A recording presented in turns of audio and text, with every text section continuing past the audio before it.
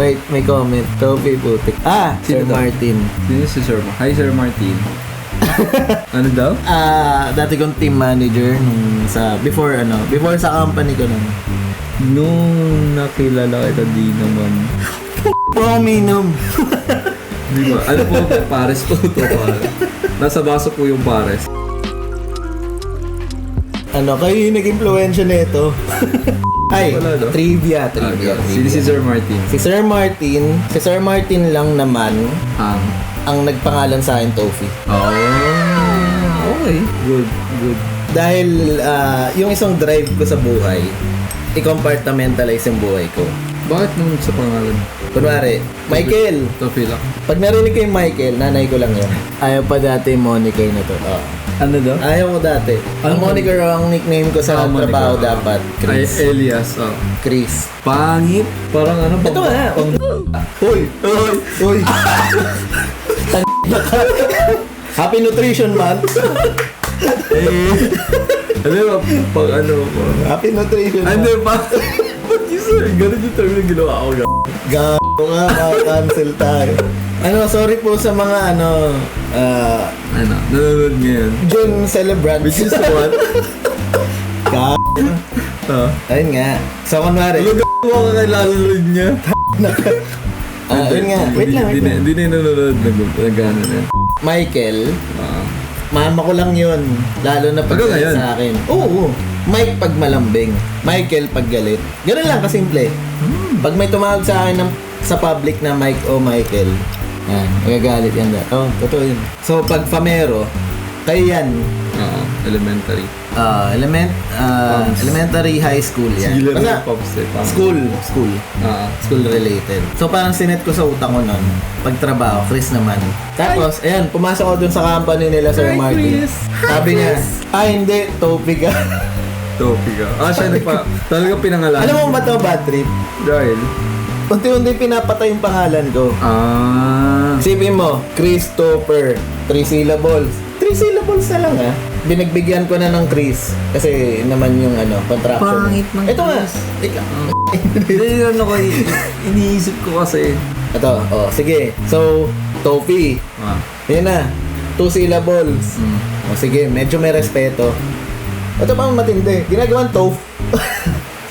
Patayin niyo na lang actually, hanggang ngayon Oo. Hanggang ngayon. Patayin niyo na lang ako. Naririnig ko pa. From 3 syllables, pinatay niyo into 1 syllable. Mike. And mama mo, Mike. Chris na yung isa. Oo nga. Kahit naman dun sa company namin, Ma'am Chris. Chris Aquino. Ayun nga. So, yung nangyayari, dahil Topi, parang medyo immature nga siya pakinggan. Pag sinabi mo Topi, Medyo baby. Ayun. Sige. Parang puta. Hindi, meron kasi Topi. Actually, pwede siyang palayan ng tuta. So, yun. Nung wow. Hindi kayo. Ay, nako. Ay. Ano mo, nakarinig na ng aso eh. Out. Sabi ko sa kanya, either Topi o Topper. Ayan. Out. Diyan ka lang May mga tumatawag din sa akin, Topper. Na Topper. Pwede ba Topper? Merong Topper tumatawag din sa akin. Tupi. Pero Sida. naman, nag-develop naman. Tupi. Na Tupi hindi kasi ko- ano yun Filipino. Pero hindi ako sanay ng tupi. Tupi. Parang tinatarantado ako pag tupi tawag sa akin. Hindi naman. Hindi, yun nga. I mean, perception ko. So, nung pag-topi na, ayun na. Pag-topi, dahil compartmentalize ang buhay ko, galing trabaho yan pag tumawag sa akin. Tapos, in such a way na lumipat na ako ng company, meron ding Christopher akong katrabaho. Ako naman, parang Dapat bubuhayin ko yung Chris.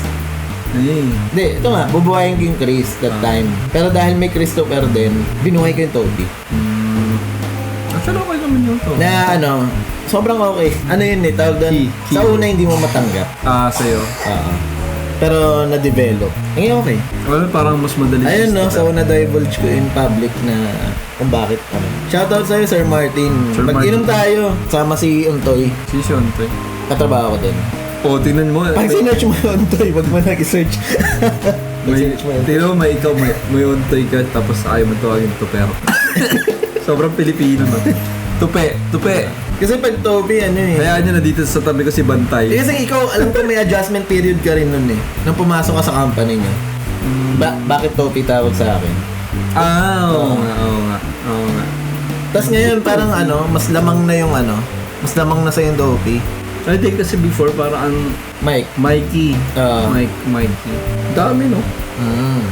Pero yun nga, yun yung halaga no, na kapag nasa labas nga ako, may sumigaw na something sa pangalan ko. Alam ko kung saan galing sa circle ko.